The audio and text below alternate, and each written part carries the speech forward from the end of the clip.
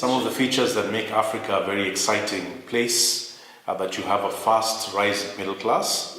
In fact, it's one of the fastest growing middle classes in the world, and that creates many new opportunities because people entering the middle class want better education, better health, all right, mobile phones, all right, better infrastructure, better housing, and so on. So that creates many opportunities. Also in Africa, it's important to note that we have a fast-growing population, and so a significant proportion of the population is youthful, below 15 years of age. So for companies coming in, they need to keep that in mind, that the youthful segment of the population is a very important part of the population.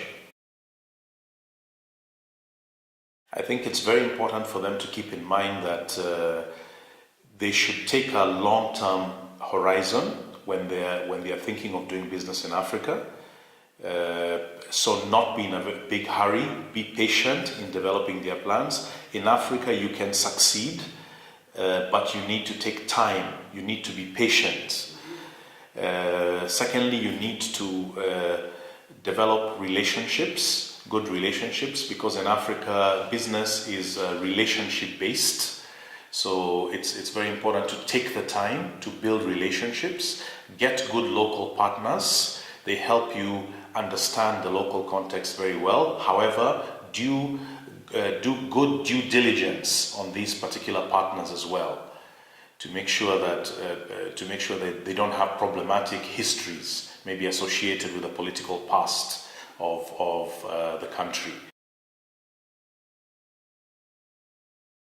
It's definitely not a good idea, because Africa is 57 different countries. If you include South Sudan, which is the newest independent nation in Africa, and every country has its own idiosyncrasies, its own unique aspects in its economy, in its politics, in its culture. So that's very important to keep in mind. So the key strategic aspect there would be for companies to develop good regional strategies, for example, West African, Eastern African, or Southern African strategy, but accompanied and underpinned by solid country strategies. Because even in East Africa, for example, Kenya is very distinct from Uganda and is very distinct from Tanzania or Rwanda, for example. So it's very important to understand the cultural nuances, economic and social and political nuances of individual country markets in Africa when you're developing your strategy. It is, in general, Africa has been quite a difficult, let's say, area to do business. The ease of doing business, let's say, is one of the challenges that they've had. It's been difficult, complex to do business. However, in recent years, this has been improving. So you find countries like Rwanda and Mauritius, for example, that are exemplary. They're in the top 50 countries in the world in terms of ease of doing business.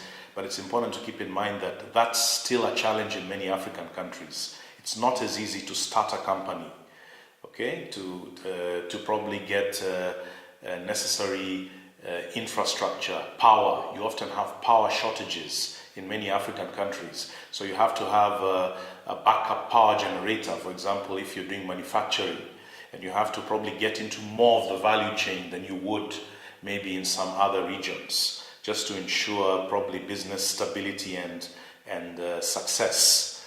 All right. Also, you find the economies in some African countries, especially the large African countries like Angola, Nigeria, are not as diversified, and sometimes they rely on a narrow base of commodities, and so they are very vulnerable to external economic shocks.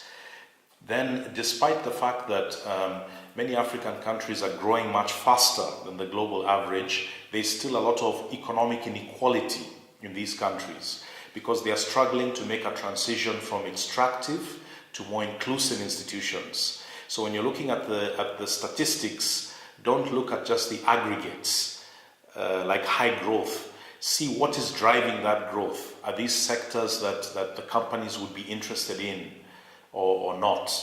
Okay, and then also look at the extent to which the country has managed to put in place inclusive institutions, because that's a very key determinant of long-term political stability and sustainable business for a particular company.